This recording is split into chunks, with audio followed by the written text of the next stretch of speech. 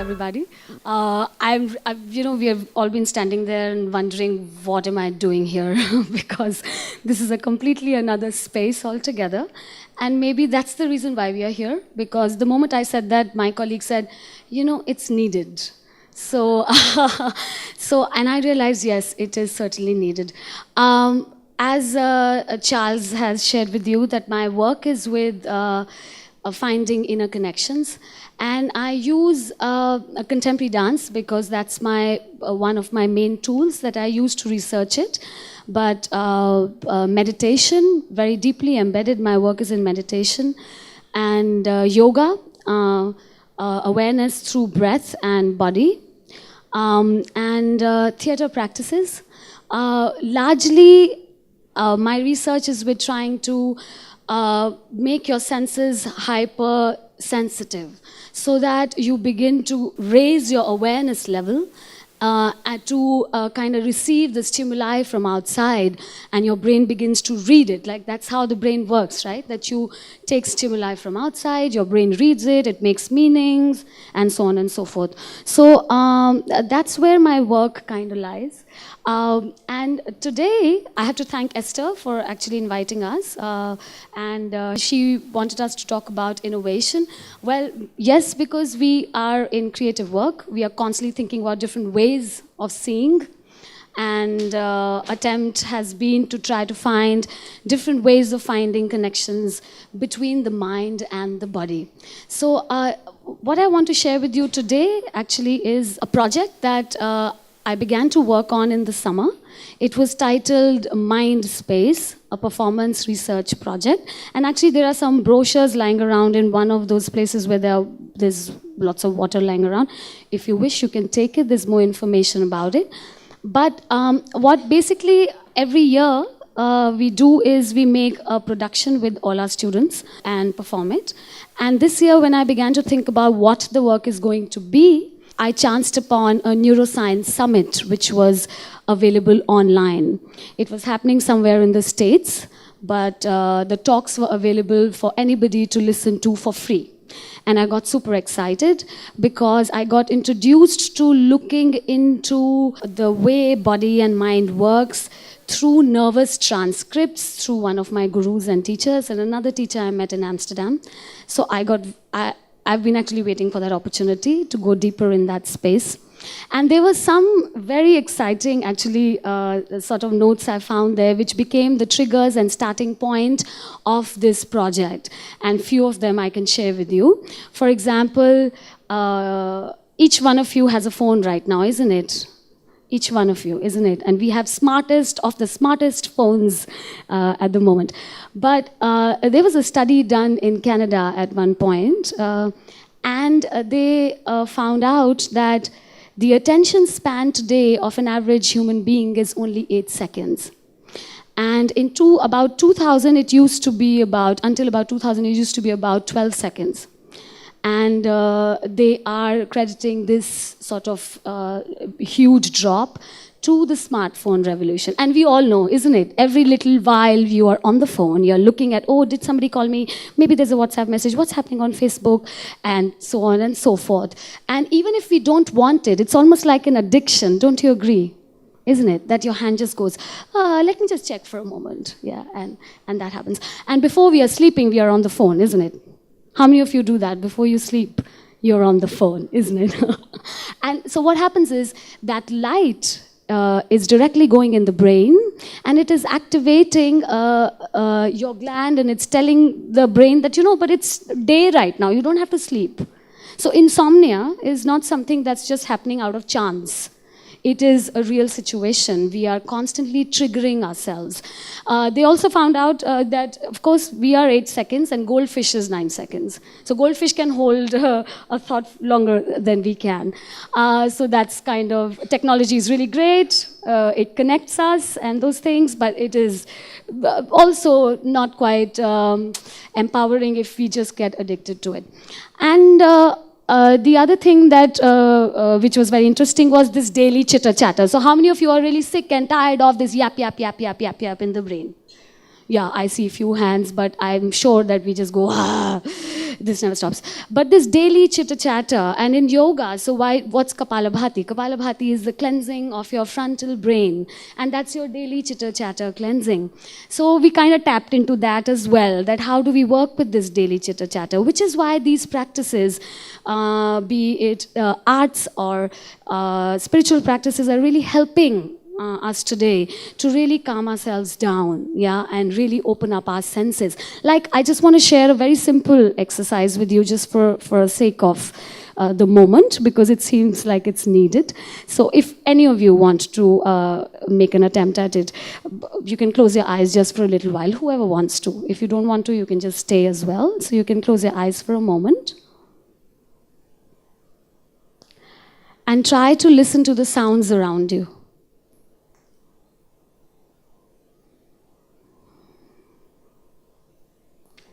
Don't dwell on any sound, just move from one sound to the other sound.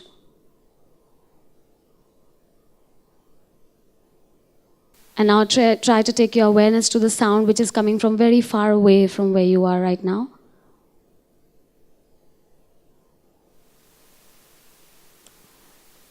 And bring your awareness back to the sounds right next to you, around you.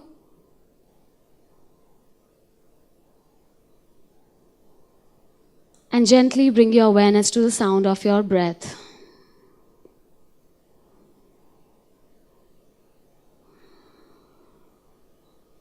Just connecting to your breath.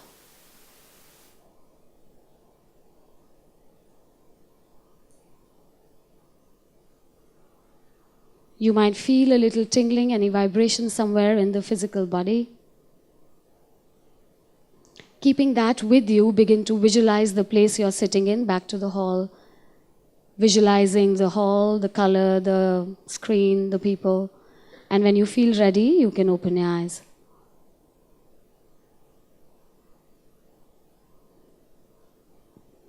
So this is a very simple exercise to activate your ears, but this is just very simple, and we do many things with it. But what we want to share with you, apart from these things, is the work that we started with mirror neurons. So I've been wanting to work with a neuroscientist for a long time, and then this project actually made that possible. So in National Brain Research Center, I ended up finding a neuroscientist who got interested in what I was doing, and we kind of started talking about it. So just for you to have a sense of what mirror neurons are, as the word suggests, mirror, it's about reflection. So if I were to do a goal-oriented action at this moment, say for example, I just, what can I do? So let's say this was down, and I just go down, I pick it up, and I come up. So I did something. They have proven that, and you guys were observers, I was doing it, yeah? So the neuron that's firing in my brain for me to do this action, it's the same neuron that's firing in your brain as an observer. And therefore, it's mirror neurons, yeah? The neuroscientists have also argued that mirror neurons is the seat of empathy. How we feel the pain of other person, or we begin to experience the joy of the other person, it comes from mirror neurons. In the work that we are going to share with you today, the starting point, of course, was mirroring, which is quite simple. Like I could just be, you know, yeah. I'm just kind of attempting to mirror. That's simple, yeah, that's simple, as simple as that. But in theater, we go very deep in going into mirroring. But also, we use the idea of learned habits, because I realized that you know, in daily life, don't you have these habits that you pick up from people who you haven't learned consciously, but it has just happened? Like you find yourself talking like your friend, or you find yourself sitting like your father. Yeah, happens? Isn't it? Yeah, I see some nods, so I guess you're with me yet. So these learned habits, I realized, were also a function of mirror neurons, because it's happening very subconsciously. It's right there every day, and it becomes a part of us. So how we begin to take somebody else in our own identity. So we've tapped into learned habits in the work as well. And one of the things that we realized that today, one of the biggest learned habits that we as humanity has learned from, I don't know from how long back, is this whole thing of climbing the ladder, being on the top, and all of that, and we don't know how to let go of it. How many of us want to go to Himachal, for example, and give up?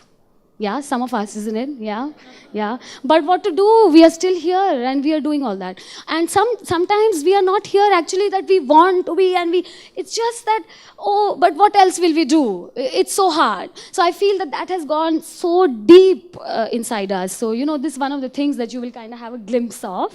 We tapped into that word association. So a Swiss psychologist, Carl Jung, he spoke about and he brought this exercise called word association. So if I say a word, just give me back a word that comes to you. Black. Bird. Yeah, like that. Yeah. So I say this is word association. Yeah. So we tapped into word association. These are all ideas in the realm of mirror neurons that we tapped into for the choreographic research. Yeah.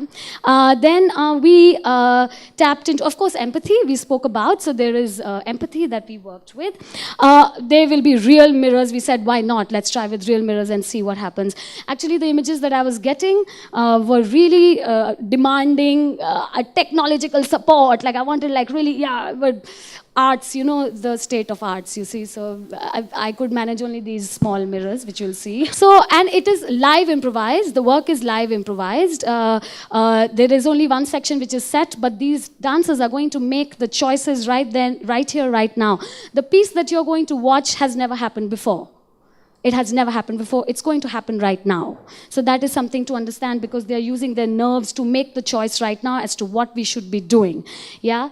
And my only last thing to request to everybody will be, because the work is in the realm of abstraction, try to not understand it. My work is actually more in an experiential zone. So try to just sense it through your senses, your eyes, your ears, how you feel on your skin, I don't know, smell changes, vibration, something like that. Yeah. So we've titled it The Dance of Mirror Neurons, and we'll just kind of share the work with you, and then yeah, we'll take it from there. Thank you so much for your patience. Yeah. So yeah. So can we drop the house? Dancers will take position.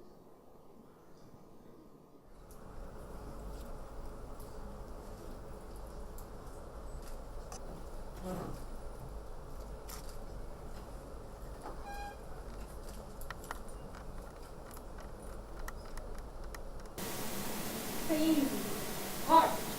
Body. Mind. Center. Respect. Performance. Production. Stage. Human. Structure. Anatomy. Together. We. Performance. Mind. Stage. We. All. Secret. Currency. Plastic.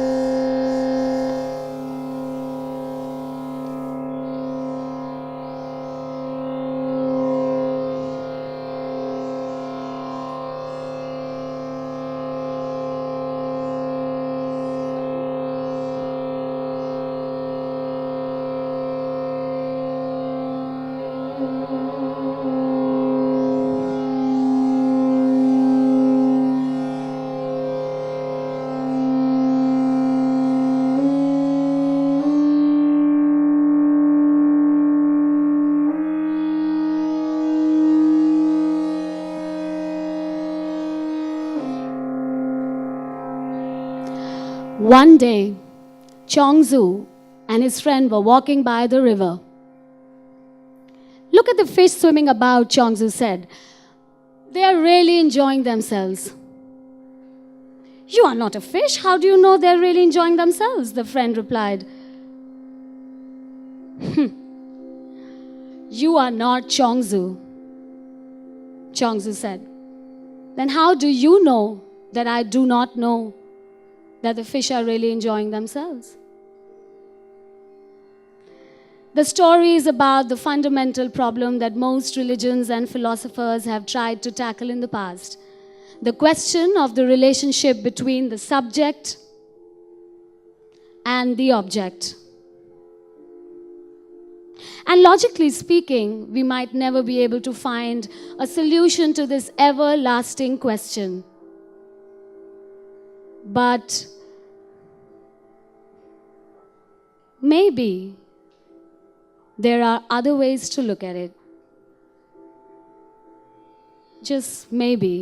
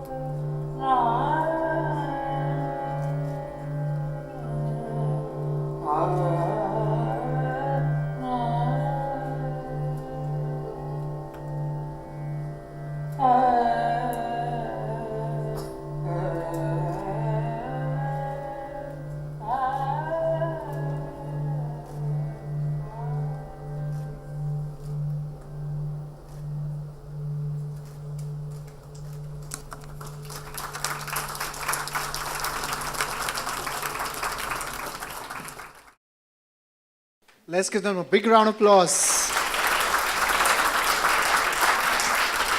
Thank you. Thank you so much. Thank you. I think we are running out of time quite badly, isn't it? Okay. Thank you for your patience. If you have very curiosity raising and you want to interact with us, we'll be hanging around. Otherwise, there's website on that book, and you can find me on Facebook. If you write to me, I'll be very, very happy to respond back. Thank you so much. Thank you. Have a good evening later. Thank you.